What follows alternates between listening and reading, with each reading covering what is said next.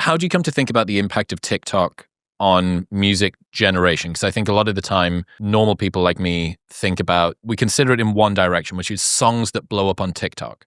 But it's bi-directional, which is the reverse happening. The opportunity to blow up on TikTok causes musicians to create music with the express purpose of being TikTok blow-upable. You know what I mean? So what does that sound like? What is happening to the form and the structure and the sort of way that music is actually created in order to be? How do you make a song TikTokable? Okay, so I've thought a lot about this. And I believe that there's a formula for having a successful song. Here we go. It is figure-outable. There's a lot of data out there that's available. I have different apps. There's an app called Chartmetrics that will show you, give you metrics of artists, Instagram, TikTok, YouTube.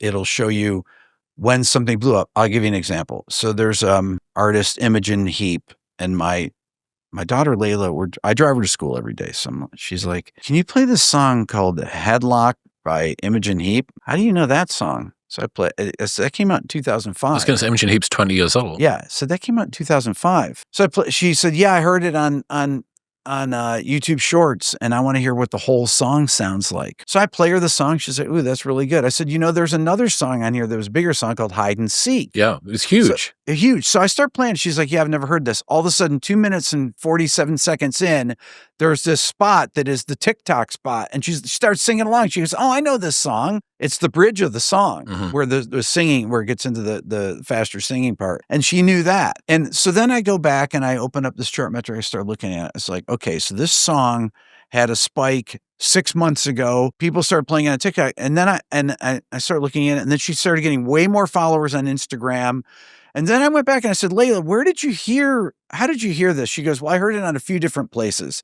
So she sent me the 3 different places. 2 of them were anime videos, but they used different parts of the song, Chris. They weren't the same TikTok, but they had a similar payoff. And they were from some anime. And then one influencer that had 3 million followers had shared it as well. But it was in multiple places, and it was hashtag Headlock. And so I started studying these things to see, and it had blown up multiple times over 6 months. It kept getting bigger and bigger and bigger until she became aware of it.